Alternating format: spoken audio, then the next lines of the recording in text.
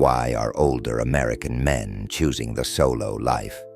Is it the allure of freedom or something deeper? Stay tuned, because what you're about to learn might just change how you view love, life, and the pursuit of happiness in the golden years. 1. The dating scene dilemma. Remember when dating was as simple as asking someone to the sock hop? Well, those days are long gone, my friends. The modern dating scene for older American men is like trying to navigate a smartphone with bifocals, confusing and slightly terrifying. Today's women, especially those in our age bracket, aren't just looking for a dance partner. They're CEOs, community leaders, and grandmothers who can change a tire faster than you can say yippee. It's admirable, sure, but for many of us older gents, it's like stepping into a foreign country without a guidebook. Back in our day, roles were clearer than a freshly Windexed window. Men brought home the bacon, women cooked it. Simple, right? But now, the lines are blurrier than our vision without glasses. Women expect equal partnerships, shared decision-making, and heaven forbid, emotional intelligence. It's enough to make a man reach for his blood pressure meds. But here's the kicker. It's not that we can't adapt. We've lived through wars, economic upheavals, and the invention of the internet, for crying out loud. We can change. The question is, do we want to? At this stage in life, many of us are looking for a companion, not a crash course in modern gender dynamics. And let's be honest, the thought of navigating a relationship with a woman who's as assertive as we used to be, it's exhausting just thinking about it. We've spent decades in boardrooms and battles. Now we'd rather spend our time on the golf course or with our grandkids, not arguing over who should do the dishes. So, we opt out. Not because we're stuck in our ways. Okay, maybe a little, but because we've earned the right to choose peace over complexity. If that means staying single, well, pass the remote and call it a day. 2. The sweet sound of silence. Now, let me let you in on a little secret that many younger folks don't understand. Being alone and being lonely are as different as apple pie and mincemeat. Many of us older American men have discovered the joy of solitude, and let me tell you, it's sweeter than your grandma's peach cobbler. After decades of marriage, kids, and workplace drama, the ability to do whatever we want, whenever we want, is more liberating than the day we got our first car.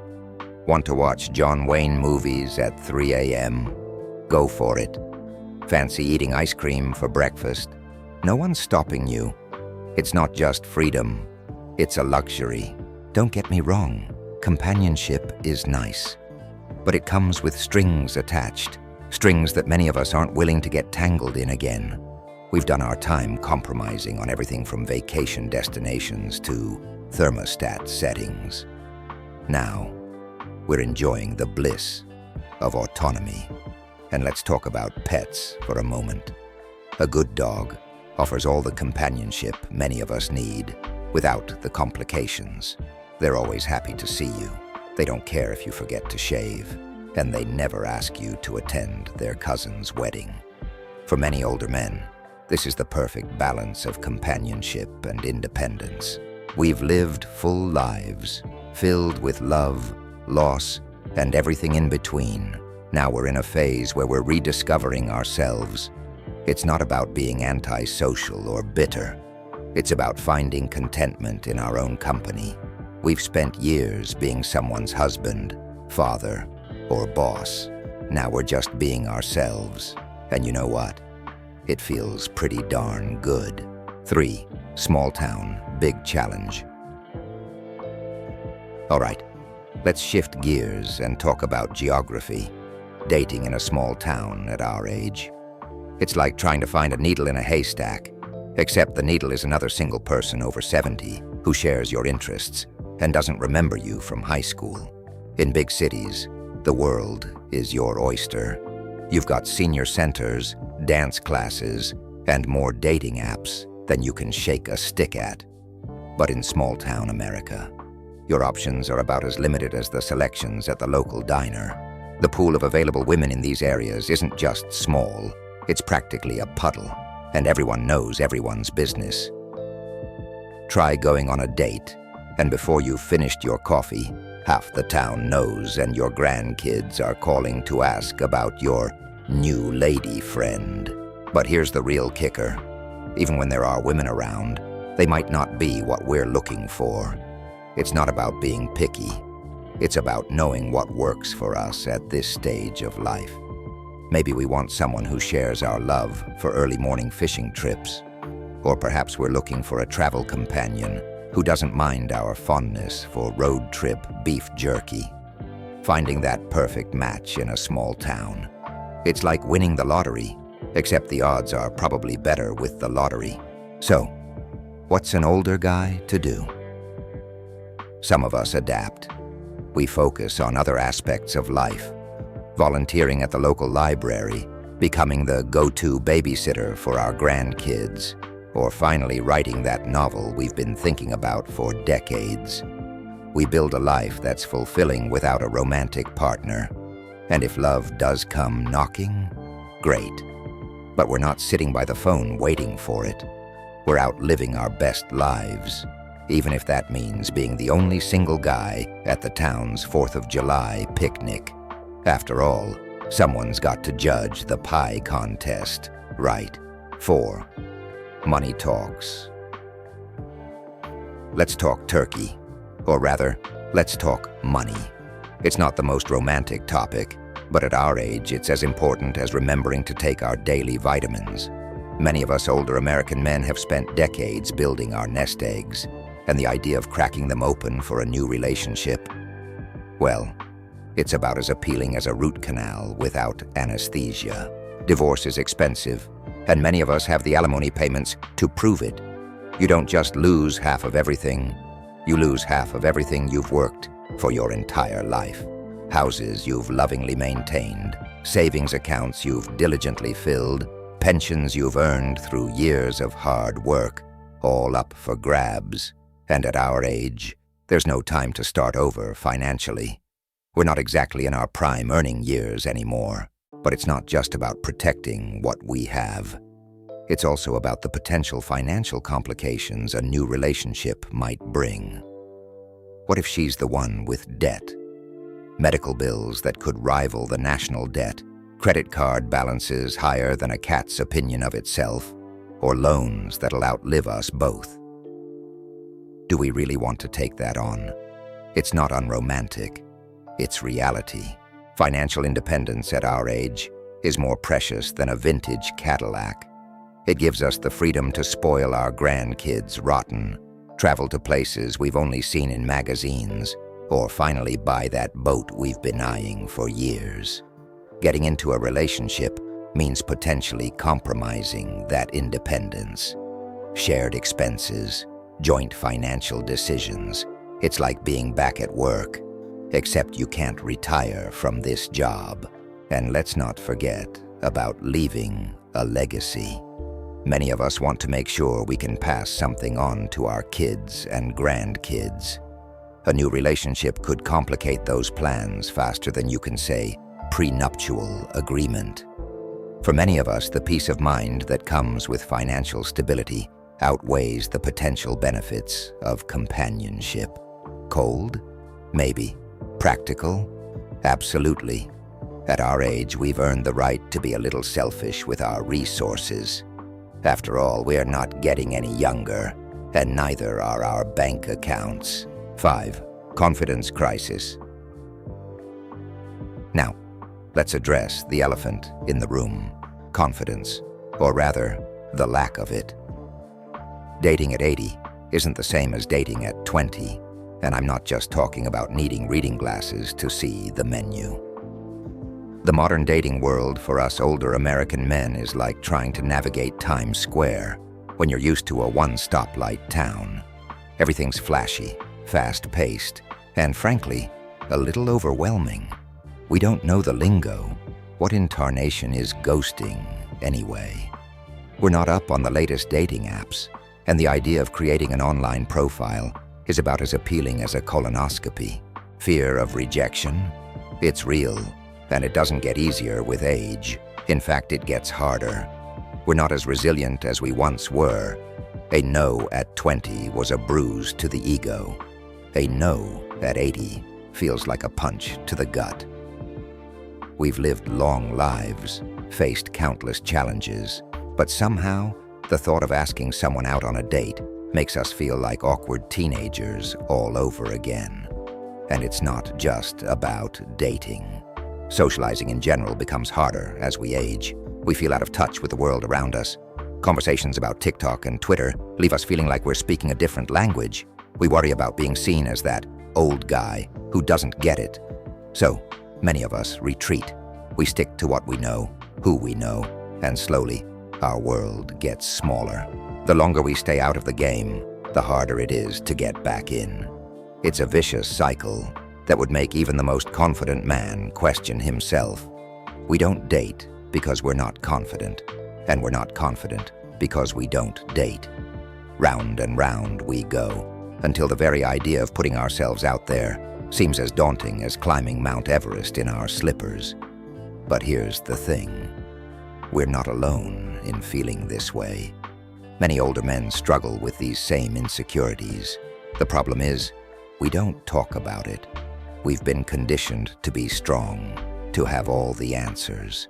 Admitting to feeling unsure or insecure, that's tougher than admitting we need help opening a jar. So, we stay single. Not because we don't want companionship, but because the thought of putting ourselves out there, of being vulnerable, is scarier than watching our retirement funds during a market crash. It's easier to convince ourselves we're happy alone than to face the possibility of rejection, or even worse, looking foolish. 6. Health matters. All right, let's talk about something we'd all rather ignore, but can't. Our health. At our age, health isn't just a concern. It's practically a full-time job. Between doctor's appointments, medication schedules, and trying to remember where we put our glasses, usually on top of our heads, it's a wonder we have time for anything else. For many older American men, health issues are the uninvited guests at our life's party. Chronic conditions like diabetes, heart disease, or arthritis aren't just physical challenges. They're emotional and mental hurdles, too. They affect how we see ourselves and how we think others see us. We worry about being a burden, the thought of not being able to keep up with a partner, of needing help instead of being the helper. It's a tough pill to swallow. We've spent our lives being the strong ones, the providers, the fixers. Now the idea of someone having to take care of us, it's about as appealing as day-old coffee. Then there's the elephant in the bedroom, sexual health. Let's be frank, because at our age, what's the point in beating around the bush? Things don't always work the way they used to. Medications, stress, or just the natural aging process can affect performance and libido. It's frustrating, embarrassing, and for many men it's easier to avoid the issue altogether by staying single. But it's not just about sex. Intimacy in general becomes more complicated. We might not have the energy for long walks on the beach or dancing the night away. Our idea of a wild night out is being in bed by 9 p.m. with a good book. Finding someone who understands and accepts these limitations. It's tougher than getting the lid off a new pickle jar. So, we adapt. We focus on our health as best we can. We find other ways to stay active and engaged.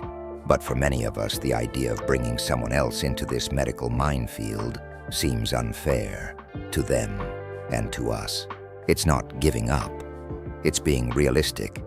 We're choosing what's best for us at this stage of life.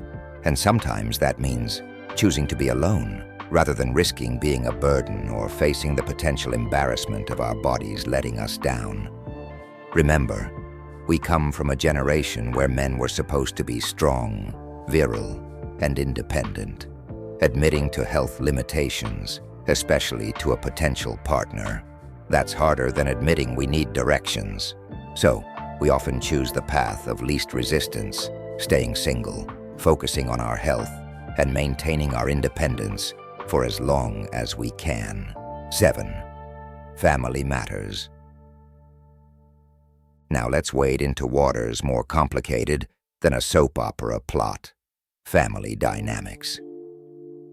Dating at our age isn't just about two people. It's about two families, two sets of grandkids, and enough emotional baggage to sink the Titanic. Most women our age come with a ready-made family, kids, grandkids, maybe even great-grandkids. They're package deals, and that package sometimes comes with more strings attached than a marionette. It's not that we don't like kids. Heck, many of us are doting grandfathers. But there's a world of difference between spoiling our own grandkids and suddenly being expected to play grandpa to a whole new brood. Imagine this scenario. You're 80, you've finally figured out how to use the TV remote without calling your grandson for help, and suddenly you're thrust into a new family dynamic. You're not just dating Ethel. You're navigating relationships with her adult children who might see you as nothing more than an interloper with eyes on their inheritance. Thanksgiving dinners, more stressful than a tax audit.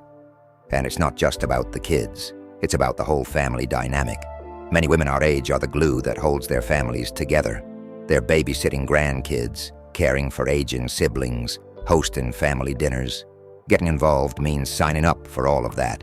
It's like joining a circus without any training. Exciting maybe, but also terrifying and potentially hazardous to your health. Let's not forget the other side of the coin, our own families. Our kids might not be thrilled about dad dating again. They might worry about their own inheritance or feel like we're trying to replace their mother. It's a minefield of emotions, and at our age, we'd rather avoid anything that might raise our blood pressure. Then there's the issue of blending families. It's hard enough getting our own kids to agree on where to have Christmas dinner. Trying to blend two families, each with their own traditions, dynamics, and drama. It's like trying to mix oil and water, except the oil is on fire and the water is actually gasoline. Many of us have spent years carefully crafting a peaceful existence. We've got our routines, our quiet time, our ways of doing things. The idea of disrupting all that for a new relationship? It's about as appealing as a root canal without anesthesia. So, we choose simplicity. We opt for peace over potential family feuds. We decide that the drama-free zone we've created for ourselves is worth more than the possibility of romance. It's not that we don't want love. It's that we want peace more. And if that means staying single, well, at least we know there won't be any arguments about whose turn it is to host Thanksgiving. 8. Scars of the past. All right, let's dig into something deeper than your average conversation. The emotional scars we carry. At our age, we've got more baggage than an airport carousel, and unpacking it all for someone new. Well, that's about as appealing as a colonoscopy prep. Divorce leaves marks, and I'm not just talking about the dent in our bank accounts. For many older American men, divorce wasn't just the end of a marriage. It was the demolition of an entire life plan. We're talking about the kind of emotional wreckage that makes a tornado look like a gentle breeze. The financial hit of divorce? It's like being mugged by life itself. Houses you've built memories in, gone. Savings accounts you've nurtured like a prized tomato plant, decimated. Retirement plans you've crafted more carefully than a ship in a bottle, shattered. It's not just about losing money. It's about losing security, losing dreams, losing the future you thought you had all figured out. But here's the real kicker. It's not just about the money or the assets. It's about trust. Opening yourself up again after a divorce. It's like trying to defuse a bomb with shaky hands. You're terrified of making one wrong move and having everything blow up in your face again. Many of us have been through the ringer with bitter divorces and contentious separations. The kind of experiences that leave you feeling like you've gone 10 rounds with Muhammad Ali, emotionally speaking. The thought of risking that kind of pain again, it's enough to make a man want to become a hermit. We've lived through the highs and lows of relationships. We've experienced the joy of falling in love, the comfort of a long-term partnership, and the soul-crushing pain of it all falling apart. At our age, we're more cautious, more protective of our hearts. It's not that we don't believe in love anymore. It's that we're all too aware of the potential cost. And let's not forget about the impact on our identity. For many of us, being a husband was a core part of who we were. Losing that, it's like losing a piece of yourself. Rebuilding after that kind of loss takes time, energy, and a whole lot of self-reflection. Some of us come out the other side stronger, sure, but also more guarded. So, we make a choice. We choose to focus on ourselves, on our own well-being. It's not about being bitter or giving up on love. It's about being wise, about knowing our limits and respecting them. We've earned the right to prioritize our own peace of mind. For many of us, the potential rewards of a new relationship just don't outweigh the risks. We've found contentment in our solitude, in our friendships, in our hobbies. And if that means staying single, well, we're okay with that. After all, there's a certain freedom in answering only to yourself. Remember, whether you're single, married, or somewhere in between, the most important relationship you'll ever have is the one with yourself. So take care of yourself, cherish your independence, and never stop growing. Until next time, this is Old Man River, signing off. Keep your chin up, your mind open, and your remote control close at hand. Life's too short for bad TV or bad company. Stay golden, folks. Thank you for watching. Drop a comment below. Share your thoughts, your experiences, or maybe just your favorite joke about getting older. We could all use a good laugh, especially at our own expense.